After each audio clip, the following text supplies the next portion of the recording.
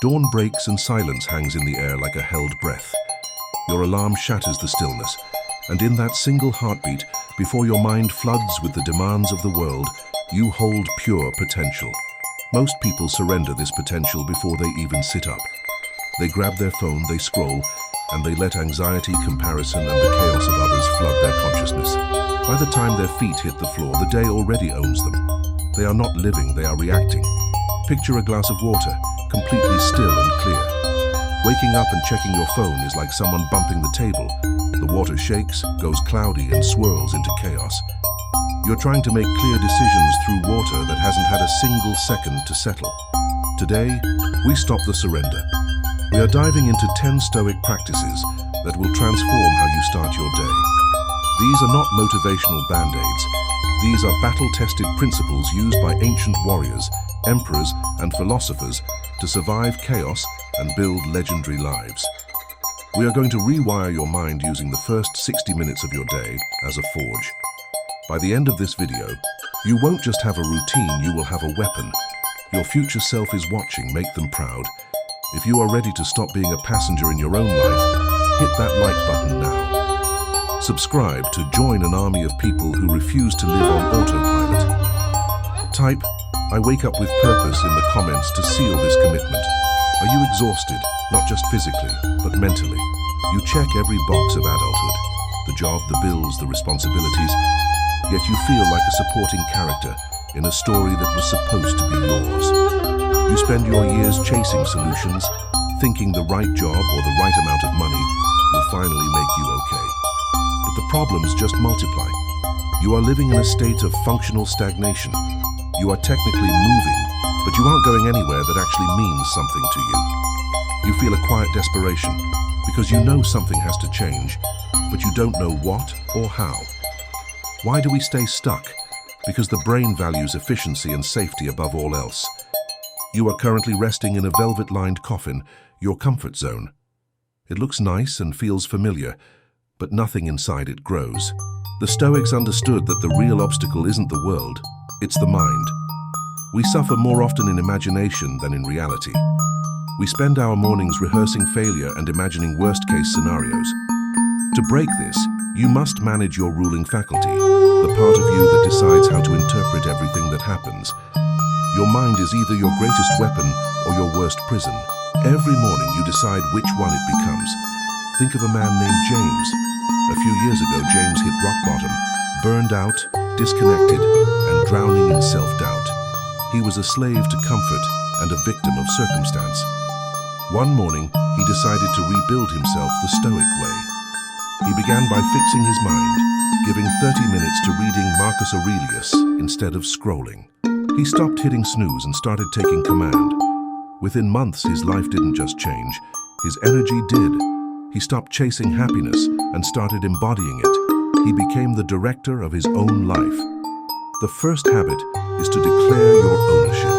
The moment you wake up, your first thought matters. Most people wake up thinking about what they didn't finish yesterday. Instead, start with a simple declaration. Today is mine, I own it.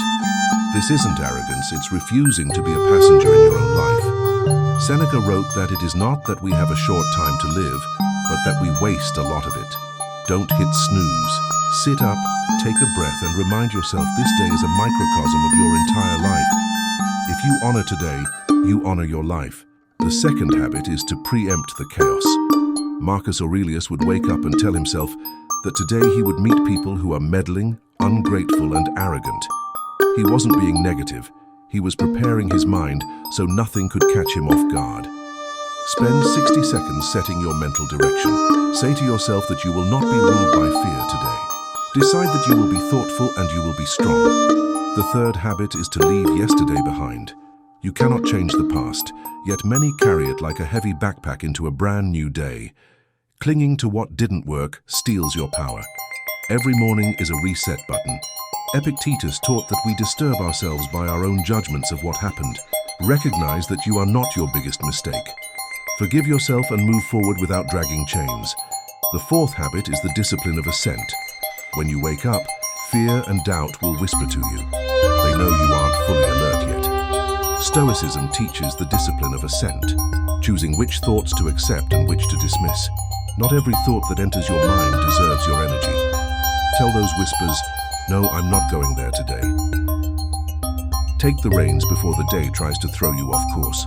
The fifth habit is to win the first 60 minutes. Momentum is physics for the soul. If you start slow and distracted, that energy follows you. Attack your day with purpose. Do something that matters first. Journaling, reading or tackling your hardest task while your mind is fresh. When you win the morning, you win the day. The sixth habit is to act without delay. Procrastination is a silent killer that whispers, "You can do it later," until later becomes never. Marcus Aurelius warned us to think of ourselves as dead and to live properly with what is left. Movement creates clarity. Don't negotiate with yourself. Whether it's making your bed or taking a cold shower, act immediately to build trust with yourself. The seventh habit is to channel your energy through focus. Focus creates energy. A fragmented mind is a suffering mind. Distractions are waiting for you. Phone, email, social media. Every time you give in, you lose a piece of your energy. Guard your attention like a Roman soldier. Decide on one thing that makes everything else easier and do that first. The eighth habit is to collect small wins. Success isn't built in one explosive moment. It's built in 1,000 small actions no one sees. Every time you choose to get up instead of hitting snooze, that's a win. These wins stack and compound. They give you quiet, unshakable confidence. Proof that you are someone who keeps promises to themselves. The ninth habit is to embrace discipline as freedom. Most people think discipline is a cage, but discipline is what sets you free. Without it, you are a slave to your impulses and your phone. Discipline is the bridge between your goals and your reality.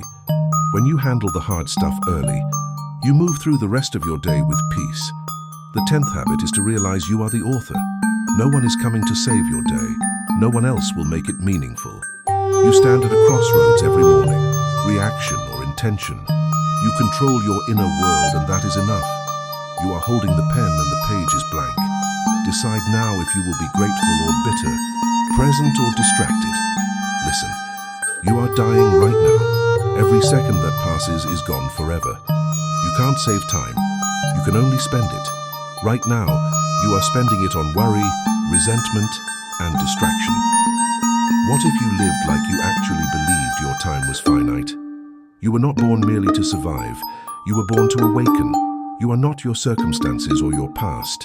You are someone capable of greatness, but that greatness starts with disciplining your mind every single morning. If you are ready to rise with discipline, prove it. Drop your final affirmation in the comments. Every morning, I rise with discipline. But remember, knowing this changes nothing. It is what you do tomorrow morning that matters.